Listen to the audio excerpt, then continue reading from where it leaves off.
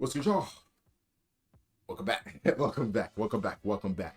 History, capital H, of F1 speedruns. We are finna check it out. We are finna see what's on. Shout out to Formula Duck. All credit goes to him, big time. And let's start it. Let's just start the video. Easy, simple, quick, straight to the point. Also, hearts and prayers out to Lewis Hamilton losing his dog Roscoe. Never want to see that, but hopefully Lewis is, healing properly and all. It's always a sad scene to see that. So outside of that, let's start. Don't forget to like the video and sub as well as always, the top F1 reaction channel on YouTube. Let's get started. If you have paid attention to the F1 media recently, it is likely you would have seen the news of Liam Lawson being promoted to Red Bull after just 6 races. Technically 11 races, but you get the idea. And this got me thinking, bro participated in 11 F1 races before obtaining a top seat in the sport. Some drivers on the grid have waited 10 years for a slight opportunity like that, with some never even getting it at all. So this also led me thinking some more. Who is the fastest to truly make it in F1? Now, I have defined making it in F1 as the following. The shortest amount of time it took for a driver in F1 to go from being a rookie to obtaining a drive at a top team. Originally, I wanted this video to be defined as the shortest amount of time it took for a driver starting from their junior series to go to F1, but that is kind of common knowledge since Max takes that record, and even then, there are billionaires who just pay for a seat like Andrew Tate over here, so we're not doing that. Plus, I thought my idea was a little bit more interesting, so with all of that, let's call this the F1 Top Seat Speedrun and talk about the many drivers on this list. Also, for convenience sake, I will keep this list as recent as possible, since it's easier information to find and how back then teams used to really gamble on rookies and put them in championship cars immediately, so I hope you understand. And finally, of course, I may miss out some obvious names, so feel free to continue the list in the comments below. So with that, join the Discord if you haven't, since good vibes are only in there, and subscribe if you're new if you can't wait for this 2025 season. So enough yapping, and here is the history of F1 top seat speedruns. Let's start in a descending order, or in simpler terms, the longest to shortest, and I will start with Max Verstappen, who took 1 season plus 4 races to get a top seat in 2016 at the age of 18, might I add. I don't think I really took it in how crazy that is for Verstappen to do that, to come in at such a young age and just have the success that he did. Dude came out, what, 17, 18 years old after 1 year? I mean, that's not like generational talent, then what is? Like, dude, like, shout out to Verstappen for that, bro. Like, that's absolutely insane. Max joined the grid in 2015 at the very young age of 17 years old, and as we know, he made shockwaves in the grid. Everyone criticized him off the bat because he is 17 years old and he will crash and be stupid. And to be fair, were they wrong? He had some crashes, including that heavy Monaco one, and made some decisions, I'll put it, like when he denied team orders in Singapore, but it was probably the 5th or 6th fastest car that season. This guy was finishing with the main Red Bull pair and getting P4s on occasion. This guy was destined to hit the big leagues. So with Red Bull in denial about Kvyat, they were waiting on a scapegoat so they could kick him out, and luckily, it came in Russia, ironically. This guy was out here driving with his eyes closed, which took Vettel out the race, and Red Bull seeing this pulled the plug on him. Max Verstappen will now be a Red Bull driver starting from the next race in Spain. And how did he do? At 18 years and 227 days old, Max Verstappen wins a Formula 1. Generational, bro. Absolute legend. The next couple of seasons would set something in stone with him. It was not a matter of if he will win the title, it's a matter of when he will win the title. And as we know, 2021 came knocking. So yeah, 1 season plus 4 races is all it took for Max to become a top seed driver in the sport, and yeah, he's goated. Someone who went faster than Max, though, is perhaps his biggest rival in all his years of motor racing, Charles Leclerc. Charles Leclerc edges Max and also beat him by 2 races to a top seat after his impressive debut 2018 season. That Sauber car was hot dog water with Williams, so normally this means that Charles doesn't have to worry about underperforming, only about finding his footing. However, Charles defined finding his footing as getting that car to P7 on multiple occasions and embarrassing some old timers. I still remember him driving this season, and I could tell you he was and still is pure magic behind the wheel. This magic affected his adaptability to conditions, his overtaking ability.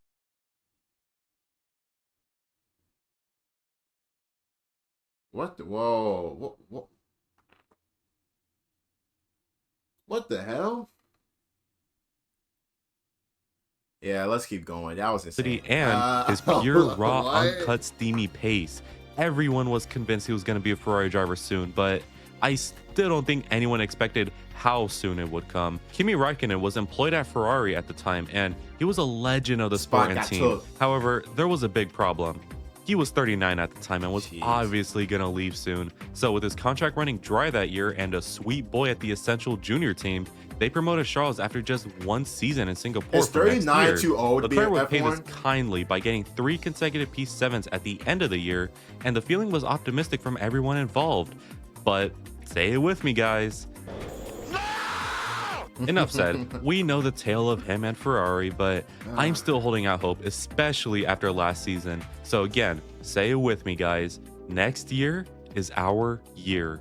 Anyways, remember when I mentioned Kimi Räikkönen earlier? Well, he is our next driver to talk about with his record of 1 full season. But wait, Leclerc took 1 full season. How is Kimi faster? Well, I'm glad you asked, dummy. It's because back then, seasons were shorter. So with Charles, his full season was 21 races. However, with Kimi, it was just 17 races. Anyways, like Charles, Kimi was at Sauber for his first season, and in both years, the Sauber was pretty slow. But also like Charles, he impressed massively. So basically, rinse and repeat everything I said with Charles. Sauber driver finishes best of the rest often, shows great racing ability. Then, weirdly enough, another Finnish driver, this time Mika Häkkinen, who is a double world champion, would pass down his top McLaren drive to Kimi as a sign of good faith? I don't know, to be honest, but it was kind of cute. And just like that, in an almost identical way to Charles, Kimi would get his top seat drive in a year. And also identical to Charles, Kimi at McLaren would be pure torture since it was riddled with engine DNFs and really unfortunate luck. But where would you guys rank Kimi and like Kimi? Where would you guys rank Kimi and like one of the best drivers in the last like what 10 years, 20 years? Well, since his debut, where would you guys rank Kimi Räikkönen in terms of like, is he top 10, top 15? Top 5. But that move to Ferrari would save him later on. Okay, now for the drivers who have taken less than a season to get a top drive, and we technically have Liam Lawson.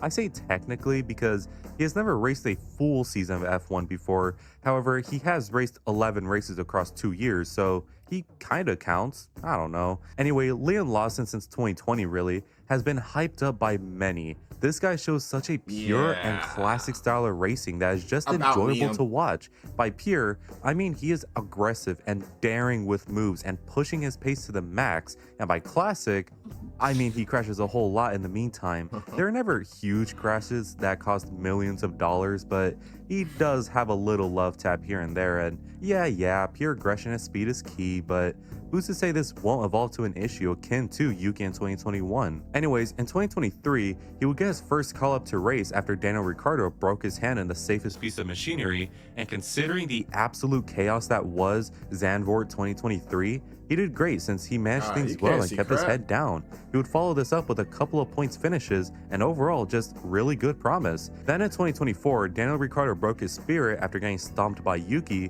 which allowed Liam to take over permanently, and here he would be again paired with Yuki and get some more points, and when the season was done, he would be announced as a Red Bull Racing driver for 2025. Now, in comparison to other people before him, not that impressive, but I mean, he did show promise here and there. However, I really just have the feeling he needs more practice, but no matter, the ball is in Red Bull's and Liam's court, so let's see what they are possibly cooking. Another Red Bull Junior that we should talk about is Alex Albon, and this one is kind of funny. This reminds me of those stats where it only consists of legendary players and an average Joe who's just there. I don't want to sound mean, but is this not true? Anyone who's made it into a top team this quick usually ends up becoming a champion, but I suppose Alex's career ain't over yet. Anyways, his first season would be in 2019 after some weird shenanigans where Alex was supposed to race in Formula E, but he got caught up last minute, and in his debut season, he would do pretty good. He beat Daniel Kvyat with relative ease on most occasions, and he just... Daniel Kvyat, dude, he's just been getting cooked. Like, bro's just getting cooked. Like, getting his spot taken, crashing. I thought bro was straight. I thought bro was solid. Was I wrong? Like, Is bro mid? showed some good Was racing bro ability. mid? Then he got promoted to Red Bull midway through. In just 11 races, he would get that promotion because Gasly was pure ass cheeks in the Red Bull car. So instead of Red Bull trying to help him more, they drop him for a rookie Albon. And surprisingly, Albon didn't do that bad. He would do some good overtakes and showed good consistent driving. And overall, he just looked promising for the future of the team. Then 2020 happened. If Gasly had his ass beat, then Albon was straight up murdered. Now in fairness, he did get 2 podiums, but when he wasn't doing good, my word. So again, Red Bull dropped him for Checo, do they know, and Albon faded into obscurity until Williams had their for hire sign answered for 2022, and you know the rest by now. So a strange one indeed, but here nevertheless, so good job, I guess. Posted a duck here. I made a mistake. Albon took 12 races, so he really should be before Lawson. Now we have the top 3 record holders, so let us start with the one and only Albon got Michael through that quick. Schumacher. This guy did a whopping total of 1 race before landing a top drive with Benetton, who now are Alpine, unfortunately. Anyways, in that 1 race he had, it was for Jordan, who at the time were a pretty sucky team, but after a brilliant qualifying session where he somehow put the car in places it should not be, teams were convinced he was Moses or something. And even though the race would end in an engine DNF, Flavio Briatore would hire him for Benetton for the next 5 races, and he would do pretty good. He only got a couple of points, but he did show good promise nevertheless. Is it me? Maybe it's just me, but I don't know. Just the fashion back then, like the colorways and like the fits, just looked better back then compared to now.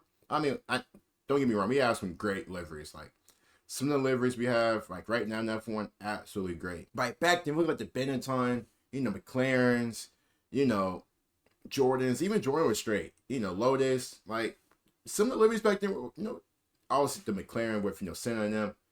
It was tough. It was nice. But now it's just like, look at Aston Martin, like, dude, just that green's disgusting. Then in Absolutely 1992, he would win his first race, before in 94, he took home his first ring of 7. Really working with nothing here, to be honest, since, again, he did just 1 race, plus he is, the Michael Schumacher. So yeah, moving on, I guess. Now for someone easier, Lewis Hamilton. Bro didn't even need 1 race, since for his debut season, he would be racing with McLaren alongside Fernando Alonso, and perhaps the best thing from that is how he kinda whooped his ass. If that teammate rivalry was an MMA fight, it would end in a draw, but with people kinda deciding Lewis was the winner from it, Alonso and Lewis would finish equal on points, but Lewis was ahead on countback, so what on earth did he do?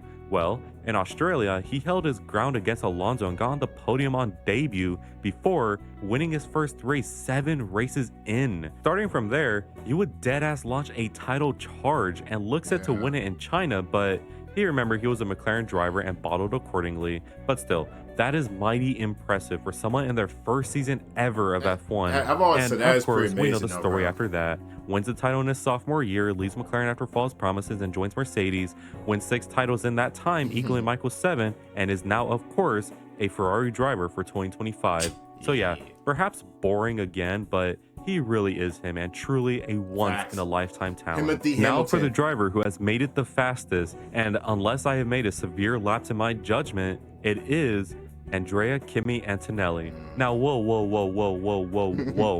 You're breathing manually right now, but didn't Lewis also join a top team in his debut year? Facts. What makes Kimi Antonelli first and not him? Well, by countback is how. Lewis took about 5 years to go from Junior Series to F1. However, Kimi Antonelli took about 3 years to do that, so thus, he is here first. Anyways, if his junior career is anything to go by, he will absolutely cook others and may be the youngest winner in F1 history. He has such a magical ability to just pull pace out his ass and adapt to any sort of conditions, which makes the decision to promote him reasonable to me. Now, unlike Lewis, I doubt Kimi is going to get a championship winning car for his first season, struggling but this year. he will at least get a car to win, I hope. And if he does, he will win multiple races. Just you watch. Now, admittedly, there is nothing to talk about here since his post-record gameplay hasn't been recorded yet, so 2025 will be the ultimate deciding factor for him, so keep an eye on him. I also may or may not jinx him, and if I do, I am so sorry. Yes, And sorry, that bro. was the history You of start off F1 well, top though. seat speedruns. A stupid idea, yes, but what can I say? I'm bored in this offseason. There's just nothing to talk about, so expect more Yap sessions until February. Also, I know I missed some names like Jack Villeneuve, Damon Hill, and just about most of the 50s drivers, but I purposely skipped them because there would simply be way too many names to choose from, so I just tried to keep the names recent and popular. Anyways, I want to give a It's always funny seeing like some of these drivers and what they done. Like especially look at like Kimi Antonelli. Like I thought Kimi started off well. He's kind of like slowed down type. I know there's been like big concerns about him. Like is he gonna get replaced and all? Especially with the whole Verstappen Red Bull stuff going on. But it's funny. Like majority of the drivers we see are like Red Bull drivers. Albon, Liam Lawson. So like to see some of these, some of these drivers and like how quickly they got into F1, it's pretty impressive, bro. Like I didn't know it took Lewis Hamilton 5 years compared to Kimi's only 3. Like getting there in 3 years. What was that? F4, F3, F2. I mean, ain't that generational as well? Let me know. But as always, hope you guys did enjoy videos. Always don't forget to like the video, sub as well. Take care. Stay amazing. Be great. See you guys soon. Peace.